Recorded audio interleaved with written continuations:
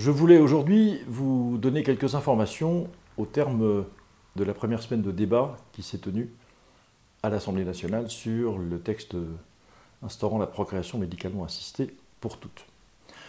Je voulais vous montrer, vous dire les efforts désespérés, absurdes, iniques, les adjectifs me manquent, que déploient tous ceux qui souhaitent faire comprendre à la France entière que finalement, le fait de fabriquer des orphelins et de faire naître des enfants entre guillemets sans père n'est pas un problème du tout et que seuls quelques esprits rétrogrades pourraient y voir une difficulté.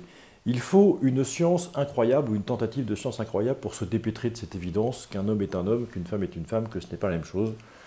Il en est de même pour un père et une mère et qu'un enfant a besoin des deux. Sur ce bon sens-là, nous avons construit des siècles de civilisation. Il est très difficile d'en sortir. Mais plutôt que de vous proposer un long discours, je vous invite à regarder, ça prend 2 minutes et demie, un petit clip réalisé par les équipes de Ridicule TV sur quelques éléments de débat à l'Assemblée nationale. Ils résument tout.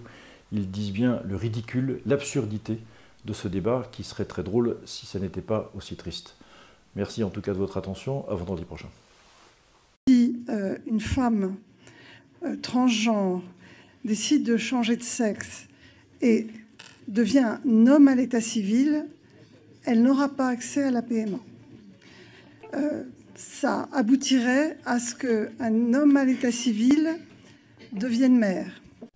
Depuis la loi de 2016, il n'est plus nécessaire de démontrer qu'une opération chirurgicale a été réalisée pour pouvoir changer de sexe.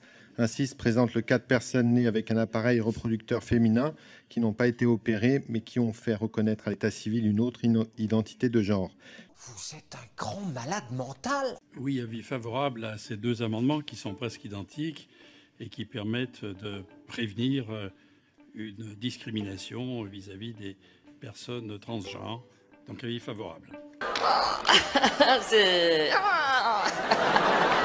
C'est spécial, hein. Souhaitons aujourd'hui qu'on en reste à l'état civil. D'ailleurs, une femme transgenre devenant homme, mais qui ne l'inscrit pas à l'état civil, pourra, elle, lui, accéder à la PMA de fait. Non? Ah bon? Donc nous restons aujourd'hui sur la notion d'homme ou de femme telle que cela figure sur l'état civil. Où avez-vous appris à dire autant de conneries? Si je prends un exemple, je raisonne tout haut devant vous, qu'une femme qui serait devenue homme à l'état civil pourrait avoir une PMA.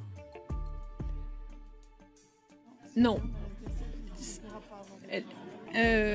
Non, elle ne pourra pas. C'est l'inverse. C'est l'inverse. Si c'est un homme qui est devenu à l'état civil une femme, elle pourrait très bien faire une PMA avec une autre femme. Avec une autre femme. Avec une autre femme. On prend le sexe à l'état civil. Arrêtez de vous foutre de nous.